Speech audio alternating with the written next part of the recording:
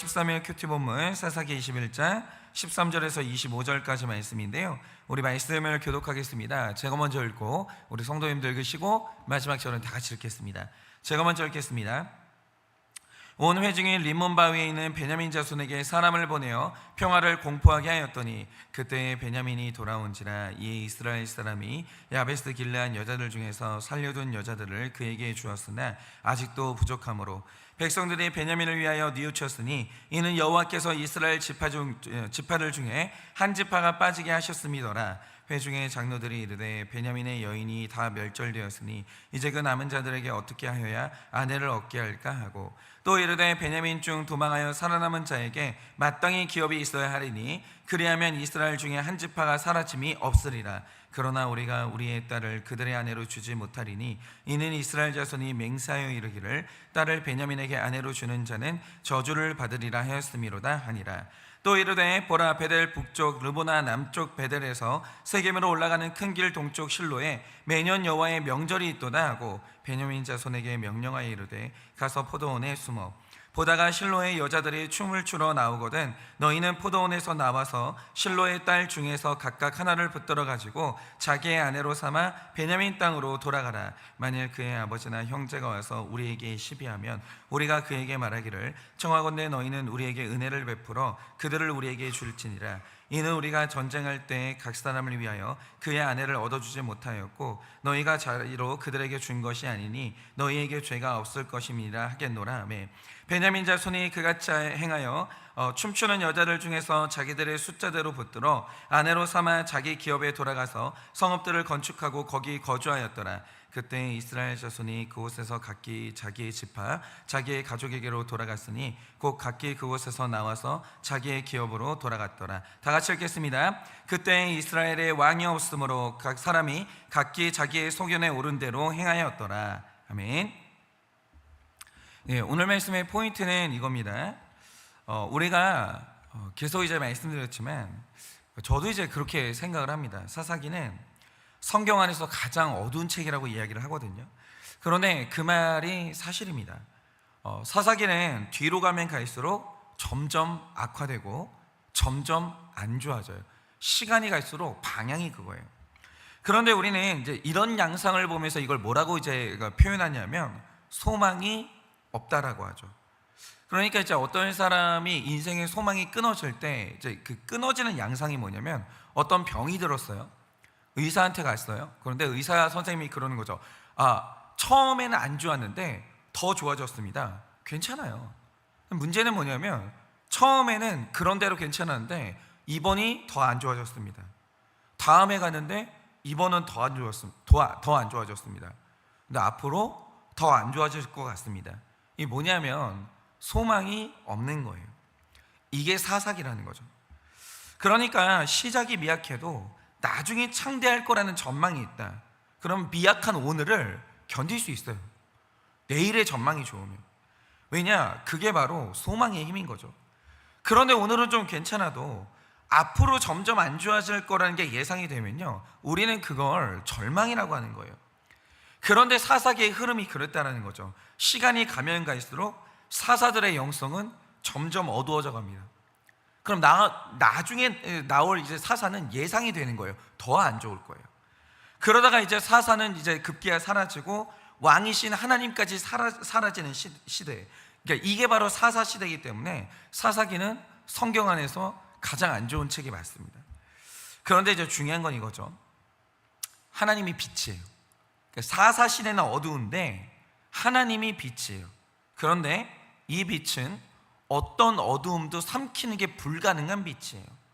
오히려 이 빛이 등장하면 즉시 소멸하는 게 어둠이라는 거죠. 이게 변수예요. 이게 변수. 시대는 어두워요. 그런데 하나님은 빛이에요. 근데 하나님은 한 번도 어둠에 삼킨 적이 없는 빛이에요. 그래서 성경책은 단 한 곳도 어둠으로 기록이 끝나는 책이 없고 어둠이 승리하는 일은 없는 거예요.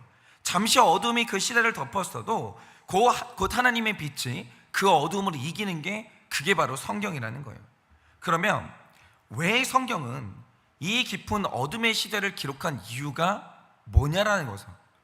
사사 시대를 기록한 하나님의 의도가 뭐냐라는 거예요. 이 사사기는 이 두 가지 기능을 가지고 있는데요. 말하자면 이런 겁니다.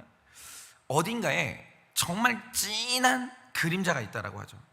그러면 그 그림자는 어두운 게 맞아요. 그런데 정말 아이러니하게도 그림자의 존재가 말해주는 게 있어요. 그게 뭐냐? 이 그림자를 만든 빛이 있다는 거예요. 이게 아이러니예요. 그림자는 빛이 있으니까 그림자가 있는 거예요. 너무 아이러니하죠. 마찬가지로 사사기는 인간이 절대로 가지 말아야 될 길이 뭔지 이걸 정확히 보여줘요. 이 길로 가면 반드시 어두움으로 빠져. 이 길로 가면 빛이 사라지는 거예요. 이걸 말해주는 게 사사기라는 거죠. 그런데 이것은 굉장히 중요한 기능을 해요. 말하자면 이런 거죠. 우리가 어떤 길을 가는데 노랑 표지판에 검은색 혹은 빨간 글씨가 써져 있는 거예요. 그런데 이렇게 써져 있는 거죠. 출입 금지, 여기로 가면 죽습니다, 위험합니다, 이러면서 출입 금지, 진입 불가 이렇게 써져 있어요. 그러면 이 표지판 뒤의 길은 위험하다 이 뜻이 되겠죠. 그런데 이 표지판이 동시에 말해주는 게 뭐겠습니까? 위험한 길을 말해주면서 동시에 안전한 길이 어딘지 그걸 알려주는 거예요. 그러니까 위험한 길의 표지판의 의미가 이런 거라는 거죠. 그러니까 안전한 길이 있다라는 거예요. 그걸 말해주는 거예요.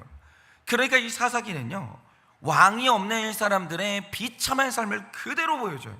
그런데 이 기록이, 이 모습이 우리에게 반대로 말해주는 게 뭐겠습니까? 왕이신 하나님의 날개 아래 사는 것이 우리의 살 길이라는 거예요. 그 왕에게로 가면 산다라는 거예요. 말씀에 딱 붙어 사는 것이 가장 안전하다. 여기 있으면 지옥 갈 일이 절대 없는 거예요. 사사기는 이걸 말해주는 거예요. 이 절대 진리를 사사기보다 더 효과적으로 말해주는 방법이 없다라는 거죠. 그러니까 오늘 본문은 결국 어둠으로 결론이 나요. 사사기는 각자 사람들마다 자기 소견에 옳은 대로 살았다, 그래서 어두웠다, 이렇게 결론이 나요. 그런데 이 사사기가 좀 재밌는 게 뭐냐면, 동시에 앞으로 우리가 가야 되는 밝은 길이 어디냐, 이걸 너무 선명하게 보여주는 거예요. 그러면 오늘 말씀이 보여주는 어두운 결론은 뭐고 가야 하는 밝은 길이 뭐냐라는 거죠.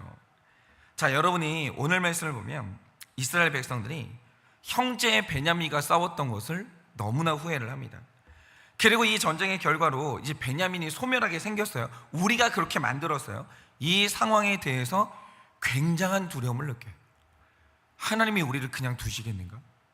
이거 이대로 놔두면 안 되는 거 아닌가?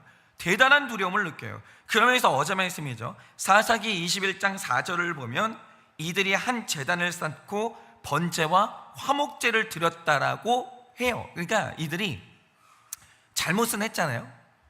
우리는 어디로 가야 되는가? 이 잘못을 바로 잡는 길이 뭔가? 방향은 잘 잡았어요.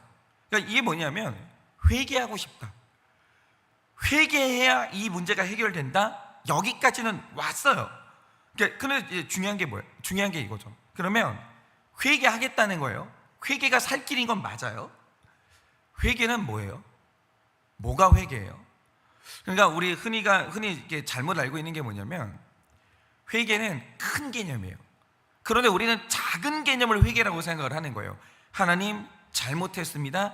제가 이런 죄를 지었습니다. 이 자백, 고백, 이걸 회개라고 해요. 맞긴 맞아요. 근데 중요한 게 뭐냐면, 고백했으면 회개의 첫 단계로 들어온 거지 회개가 완성된 게 아닌 거예요. 회개는 큰 개념이에요. 그러니까 잘못했다는 거 인식한 건 맞아요. 거기까지 잘했어요. 근데 회개의 완성은 뭐냐? 그러면 내가 잘못했으면 내가 가던 길에서 정확히 정반대로 유턴해야 돼요. 반대 길을 가야 돼요. 이게 회개의 완성이에요. 고백과 적용의 만남, 이게 회개라는 거죠. 자, 그러면 이들이 형제와 싸웠고 그 형제 지파가 소멸하게 생겼어요. 이제 잘못됐다는 건 인식을 했어요. 그러면 이제 여기에서 유턴을 해야 되거든요. 그러면 내가 지금 이 상황에서 유턴하는 적용이 뭐예요? 딱 하나밖에 없습니다. 나 때문에 형제가 후사가 끊어지게 생겼잖아요. 여자들을 다 죽였으니까. 그러면 망하게 된 내 형제에게 내 딸을 신부로 주는 게 유일한 회개의 적용이에요. 이게 유턴이에요. 그런데 오늘 말씀에 나오는 내용이 뭐냐? 회개를 하겠다고 해요. 잘못했대요. 그런데 망한 집에 내 딸을 보내는 건 거부합니다. 그걸 안 해요. 그런데 저에게 중요한 건 이거죠. 적용을 못 하겠어요. 연약해서 이게 너무 힘들어요. 회개가 제가 안 나와요. 이렇게 말하면 되는 거예요. 이렇게 말하면 되는 거예요. 그러면 하나님께서는 그 수치를 당하는 이 고백조차도 받아주시는 거예요. 네가 약하구나. 네가 지금 안 되는구나. 힘이 없구나. 그러면 하나님이 적용할 힘을 주시고 적용할 때까지 기다려주시는 거예요. 진실하면 돼요. 어느 경우든지 진실하면 되는 거예요. 안 되는 건 안 된다고 말하면 되는 거예요. 하나님은 무조건 돼야만 한다, 그래야 좋은 믿음이다, 이렇게 말하지 않으세요. 그런데 이 백성이 적용이 안 돼요. 적용이 안 되는데 그런데 하는 말이 있다는 거죠. 뭐라고 말하냐? 18절 말씀처럼 내가 진짜 적용할 수 있는데, 나는 정말 그렇게 하고 싶은데 내가 하나님께 맹세를 하는 바람에 못한다라는 거예요. 말을 이렇게 해요. 그런데 하나님은 그런 맹세를 바란 적도 없고요, 차라리 그 맹세를 깨고 베냐민을 살리기를 원하세요. 그런데 회개할 마음이 없어요. 지금 회개할 마음이 없으면서 뭐라고 하냐면, 저는 믿음이 좋아서, 나는 하나님과의 맹세를 지키는 사람이기 때문에 적용을 못한다, 이래요. 그러니까 뭐냐면 하나도 정직함이 없는 거예요. 마지막까지 진실하지 못하는 거예요. 위선을 벗지를 못하는 거예요. 이게 사사기의 어둠이에요. 제가 주일에 말씀드렸잖아요. 아담이 유혹에 약했어요. 유혹에 넘어졌어요. 주님, 제가 유혹에 넘어졌어요. 저는 이런 사람이에요. 제가 잘못했다고. 그리고 나오면 하나님이 그걸 받아주신다는 거예요. 그게 회개의 적용이에요. 수치를 당하면 되는 거예요. 그럼 그게 회개의 완성인 거예요. 그런데 가장 나쁜 게 뭐냐면 정직함이 없는 거예요. 끝까지 위선으로 나가는 거예요. 이게 바로 사사기의 가장 큰 어둠이었다는 거죠. 그런데 제가 저녁에 말씀드리겠지만, 그런데 사사기가 이렇게 끝났잖아요. 그런데 하나님의 구속사가 망하지 않았어요. 결국 하나님의 구속사는 성공했어요. 이유가 뭐냐? 이게 중요한데요. 여러분, 사사기의 다음 책이 뭐예요? 이제 우리가 그 성경송 있잖아요. 그걸 한번 이제 뒤돌아보면 사사기 다음 책이 나와요. 사사기 다음 책이 뭐냐? 룻기예요. 이거는 의미가 있는 거예요. 왜 사사기의 다음이 룻기일까? 여러분, 사사기는 사람마다 유턴하지 않았어요. 끝내 유턴에 실패했어요. 사람마다 이제 위선을 떠느라. 그런데 사사기 바로 다음에 나오는 룻기의 내용이 뭡니까? 정확한 유턴이에요. 룻기는요, 나오는 내용마다 유턴하는 사람들의 모습이 나와요. 그러니까 이게 왜 이렇게 됐냐면, 사사기 백성들이 유턴을 못해서 망했잖아요. 이게 나오미와 룻에게 이정표가 된 거예요. 저렇게 가면 망하는구나. 그러면 나는 그렇게 가지 말아야지. 사사기가 있었기 때문에 룻기가 있는 거예요. 그러니까 유턴하지 못해서 망한 백성의 고백이 있었기 때문에 유턴하는 룻기가 나오는 거예요. 이게 중요한 거죠. 하나님의 나라는 사사기 없이는 룻기가 없는 거예요. 이게 하나님의 섭리인 거예요. 어둠이 없으면 빛이 없는 거예요. 그들은 결코 망하지 않는 길로 가고 유턴하는 회개를 이루어서 결국 룻은 예수님의 조상이 돼요. 그래서 성경은 망하는 사사기가 절대로 끝이 될 수가 없는 거예요. 네, 말하자면 이런 거죠. 오늘도 왜 우리가 거룩을 지켜요? 이거 성품이 좋아서 거룩 지키는 사람은 아무도 없어요. 내가 인생 살면서 죄를 한번 맛보고 한번 너무 큰 고통을 당해봤기 때문에 거룩으로 가는 거지, 누구도 믿음 좋아서 거룩으로 가는 사람은 없다라는 거죠. 이게 있으니까 이게 있는 거예요. 거룩하지 못했던 삶에 고통이 있으니까 거룩한 삶이 있는 거예요. 이 두 가지는 늘 같이 가요. 이 두 가지는 늘 같이 가요. 그래서 오늘 나의 망하는 사건이 내일 나의 구원으로 이어지는 거예요. 그래서 사사기는 룻기하고 연결된 거예요. 너무 의미가 있는 거죠. 그러니 오늘 하루도 내 인생의 어둠, 여러분의 사사기는 무엇입니까? 오늘 내가 순종이 안 돼서, 내가 오늘 하나님 앞에 거룩하지 못해서 그래서 맞이하게 된 어둠이 뭐냐라는 거죠. 여러분, 그게 끝이 아니에요. 그것은 반드시 우리를 룻기로 인도해요. 내가 오늘 유턴하지 못해서 연약해서 넘어진 그 자리에서 오늘 나의 구원이 그렇게 시작이 되는 거예요. 그러니 내가 맞이한 이 어둠이 나를 빛으로 이끄는 하나님의 섭리임을 깨달아서 절대로 그 자리에서 절망하지 마시고, 아무 의미가 없이 나는 재수 없이 일을 당했다 이러지 마시고, 오늘 내 어둠의 정반대로 가는 그 힘을 얻는 여러분의 하루 되시기를 예수님의 이름으로 축원합니다. 이 시간에 제가 기도하고 축도함으로 예배를 마치겠습니다. 기도하겠습니다. 하나님, 사사기는 결국 어둠으로 끝났습니다.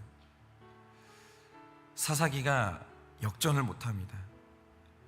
끝내 그렇게 어둠의 자리에서 이들은 넘어졌고 유턴하지 못하고 사사시대는 그렇게 막을 내렸습니다. 그런데 주님, 하나님 나라에서 이 어둠이 우리 인생의 종결입니까? 이것이 택자의 결론입니까? 그렇지 않습니다. 어떤 경우에도 택자의 결론이 사사기로 끝나는 일은 없습니다. 사사기의 어두움으로 끝나나 싶었더니 다음 장으로 넘어가니 룻기가 나옵니다. 룻기는 정확히 유턴한 사람들의 기록입니다. 그리고 룻은 예수님의 조상입니다. 그들을 통해 예수님이 이 땅에 오셨고 구원은 이루어진 것입니다. 그런데 룻기가 어떻게 있습니까? 사사기가 있으니 룻기가 있는 것입니다. 유턴하지 못해 어두움에 빠진 자들의 기록이 있으니 룻은 그 기록을 보고 유턴하여 밝은 빛으로 나아갔던 것입니다. 우리 인생은 이렇게 될 것입니다. 오늘 우리 삶에 고통이 있습니다. 오늘 우리 삶에 어두움이 있습니다. 그런데 택자의 인생은 절대로 그렇게 끝나는 일은 없습니다. 이제 이 어두움이 일을 하여 우리를 밝은 빛으로 인도할 것이고, 이 어두움이 우리를 이끌어 반드시 유턴하는 회개의 자리로 우리를 이끌게 될 것입니다. 우리의 마지막은 구원입니다. 그러니 오늘도 이 하나님의 강력한 섭리를 믿고 어두움의 자리에서 소망을 품는 우리의 하루가 될 수 있도록 은혜를 허락하여 주시옵소서. 지금은 우리 주 예수 그리스도의 은혜와 하나님 아버지의 그 크신 사랑과 성령님의 위로하시고 교통하여 주시는 그 역사하심이 오늘도 사사기가 끝이 아니라 사사기 다음이 룻기임을 믿고, 오늘도 나의 삶이 그러할 줄 알아 온전히 주님만 믿고 따라가기를 원하는 사랑하는 모든 주의 종들의 머리 위에 지금으로부터 영원 무궁토록 함께 있을지어다. 아멘.